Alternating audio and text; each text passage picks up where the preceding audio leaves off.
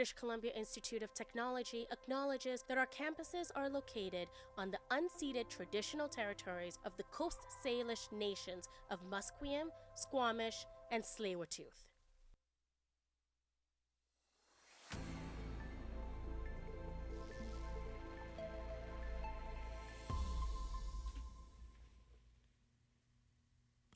Good afternoon. My name is Tyler Bereskin, and these are your news headlines for 3 o'clock.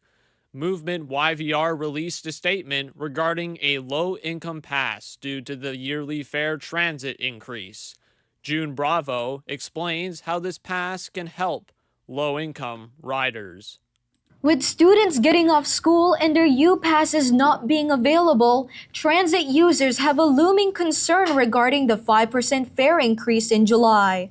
Armin Shandi, a member of Movement YVR, advocates for a low-income pass because of the yearly fare increase. And, if you are low income, this just adds to that pressure. And, the cost of everything is going up, especially in Metro Vancouver, and this is the relief that folks need. Shandi shares that TransLink also advocated for this program in 2024, and it would only cost the province $60 to $70 million if low-income families apply for them. June Bravo, BCIT News.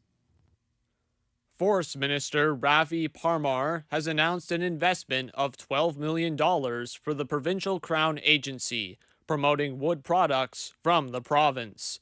He announced the money for the Forestry Innovation Investment Agency and ongoing tariffs by the United States on the softwood lumber sector. Parmar says it will help BC ease its dependence on the United States as an export market. He says the agency will be looking to numerous countries for new markets, including in Asia and the Middle East. Dress rental stores are becoming more popular as they find more sustainable ways to look fabulous on your big night. Reporter Victoria Naidu takes a look into one of these stories. As prom season approaches, some stores offer a new solution to prom dresses, easing off financial pressure for parents and teens looking to show up their best on their big night.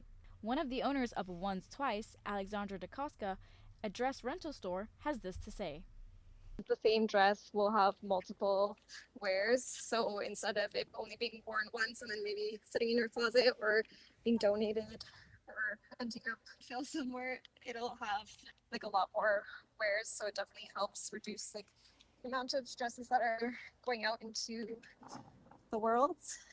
Renting dresses could be the new way of prom future, as many girls often do not have space and place to store these sometimes elaborate gowns. Victoria Naidu, BCIT News. BC's Housing Ministry has announced the opening of senior homes at the new Foundry Center in Terrace. The 5-story project will have 43 affordable rental homes for seniors. Housing Minister Christine Boyle says the new homes will give seniors more choices for affordable, independent living. The province says most of the rents will be geared to income, with a range of $500 to $1,100 per month. A dramatic crash this weekend in North Delta left a motorcycle hanging from a traffic light and is sparking new conversations about road safety in Metro Vancouver. Our reporter, Jana Ali, spoke with the Delta Police about safety on the roads. Delta Police say speed, distractions, and inexperience continue to play a major role in many motorcycle incidents, especially as roads get busier as the days get longer. Delta Police Staff Sergeant Mike Whiteley says drivers need to be more aware of motorcycles on the road. And again, it's really important that when you're driving around in your vehicle that you're paying attention and looking around you for these motorcycles, which are much harder to spot than a regular vehicle. Police are also urging pedestrians to stay off their phones while crossing streets and to always pay attention to their surroundings. Jana Ali, BCIT News.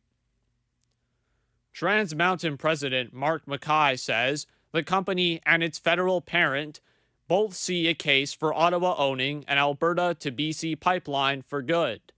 Markey was joined on stage today by Canada Development Investment Corporation head Elizabeth Wademan, who described her agency as a friendly yet challenging shareholder in the pipeline firm. Weidman also says she would personally love to see the Trans Mountain Pipeline owned by Canadians. Ottawa bought the Trans Mountain Pipeline for $4.5 billion in 2018 after Kinder Morgan Canada walked away from an expansion project and fierce environmental opposition and court challenges. Continuing with national news, BC's provincial health officer Dr. Bonnie Henry said all 4 Canadian MV Honduras cruise passengers will be quarantined for 21 days in Victoria during today's press conference. The cruise ship suffered a large outbreak of hantavirus. Dr. Henry says the group includes 2 passengers from Yukon and 3 passengers from BC. Dr. Henry adds that the hantavirus doesn't have the potential to be a pandemic, but is aware of the concern in BC. I want to provide assurance as well that at no point during their arrival or transfer did any of them come in contact with the public, and the healthcare workers that were involved were all wearing appropriate PPE at all times. We now have daily monitoring in place, and they will remain fully isolated for the duration of their monitoring period. Moving forward with the hantavirus, health authorities in Quebec say that a Quebecer may have been exposed to hantavirus, but is no longer isolating. Quebec's health department believes the resident is one of several Canadians with connections to a deadly outbreak of the rodent-borne virus that began on the MV Honduras cruise ship.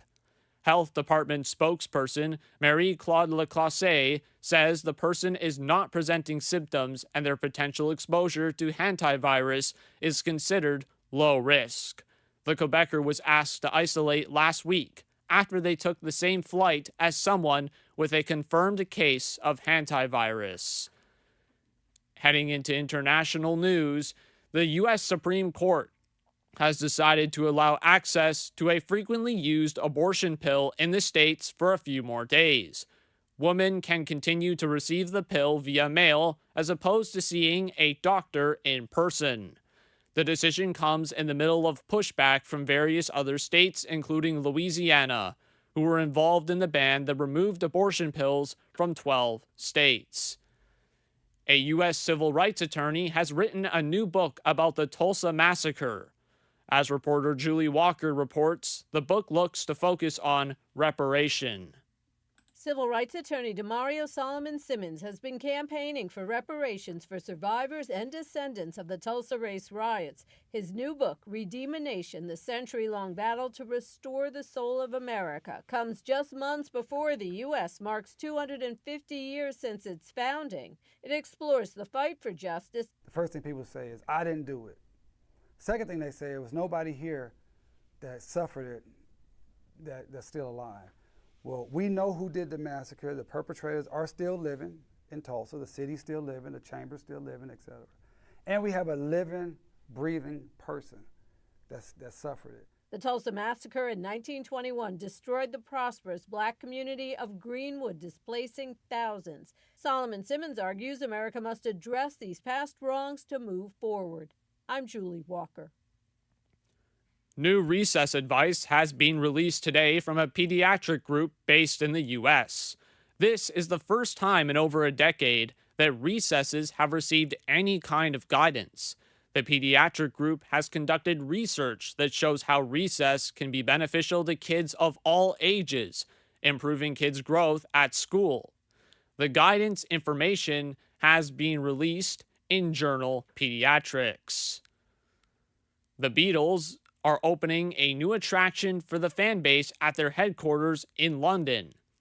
The attraction will be based there and have multiple new activities for fans of the Beatles to do on a regular basis.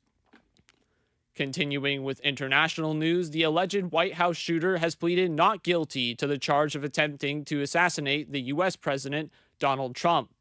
The plea was entered into court by one of the suspect's attorneys.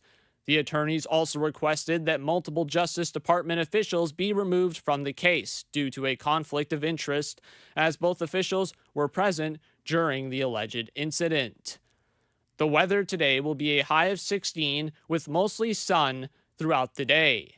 My name is Tyler Bereskin, and these were your news headlines for 3 o'clock.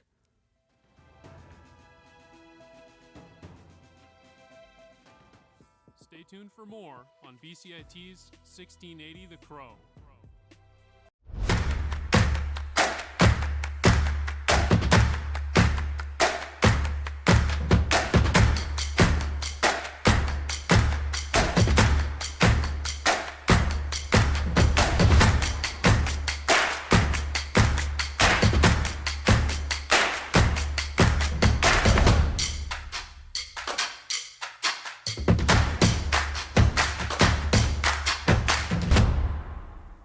Everything is changing to digital. Everything is online. People aren't just waiting for the 6 o'clock news anymore. People want their news right now. They want to be able to go onto their smartphone, onto the internet, and see the news that they want to see. Vancouver is growing at, a really rapid rate, the Lower Mainland even, and with the tools that we're given here, we're able to cover all of that.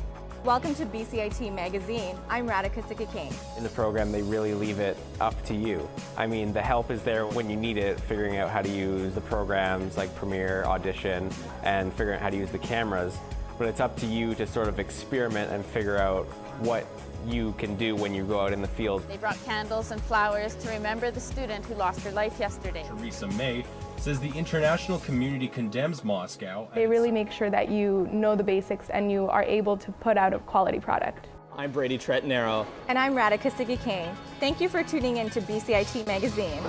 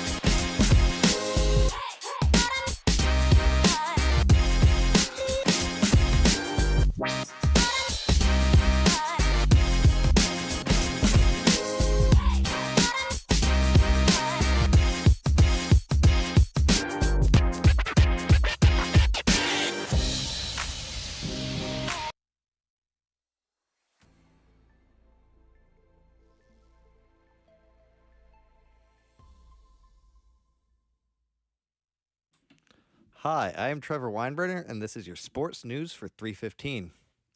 The Colorado Avalanche and the Minnesota Wild are heading into Game 4 of the second round tonight.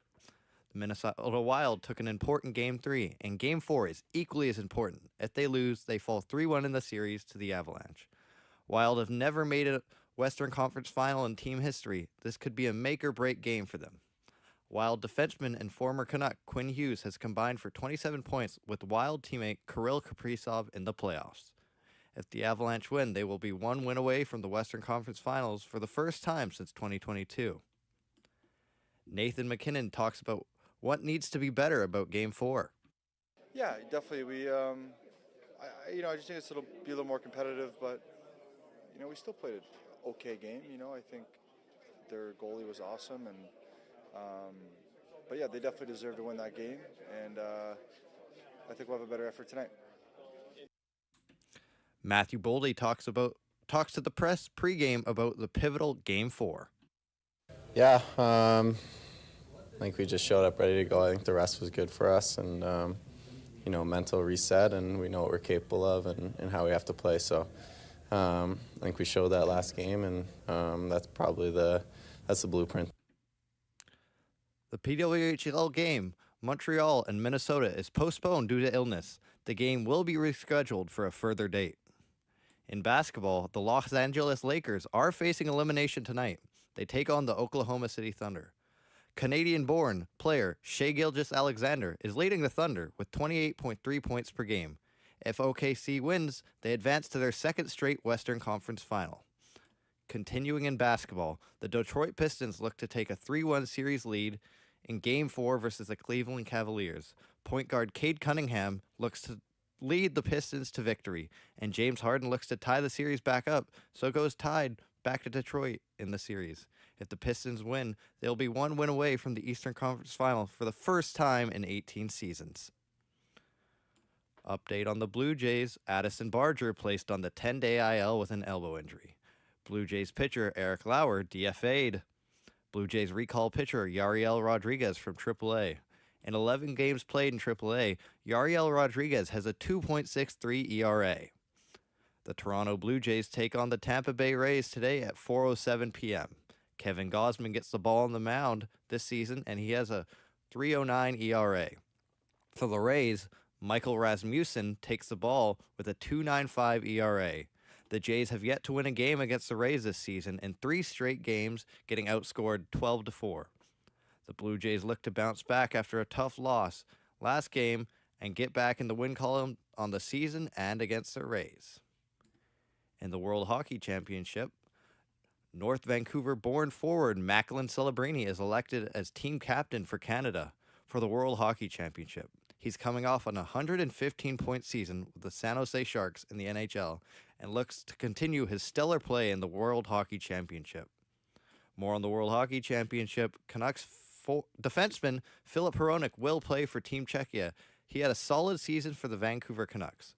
Forward Aatu Ratu will play for Team Finland. Another Canucks forward, Linus Karlsson, will play for Team Sweden in the World Hockey Championship. For games today in baseball, the Angels take on the Guardians, the Yankees take on the Royals, the Diamondbacks take on the Rangers, the Mariners take on the Astros, and the Dodgers take on the Giants.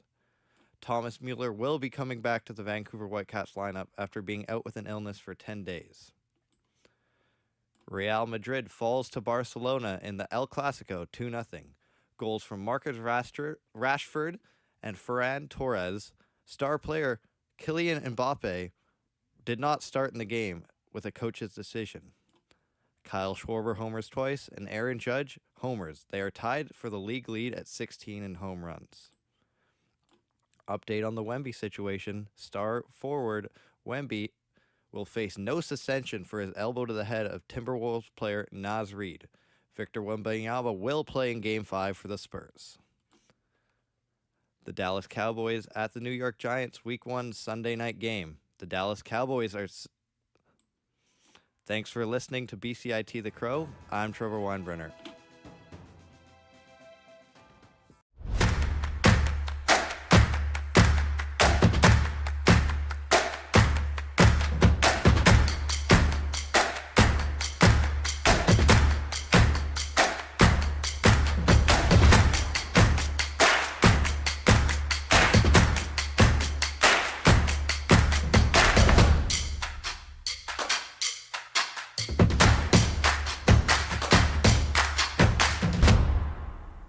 everything is changing to digital. Everything is online. People aren't just waiting for the 6 o'clock news anymore. People want their news right now. They want to be able to go onto their smartphone, onto the internet, and see the news that they want to see. Vancouver is growing at, a really rapid rate, the Lower Mainland even, and with the tools that we're given here, we're able to cover all of that. Welcome to BCIT Magazine. I'm Radhika Sikka-King. In the program, they really leave it up to you. I mean, the help is there when you need it, figuring out how to use the programs like Premiere, Audition, and figuring out how to use the cameras. But it's up to you to sort of experiment and figure out what you can do when you go out in the field. They brought candles and flowers to remember the student who lost her life yesterday. Theresa May says the international community condemns Moscow. They really make sure that you know the basics and you are able to put out a quality product. I'm Brady Tretanero. And I'm Radhika Sikka-King.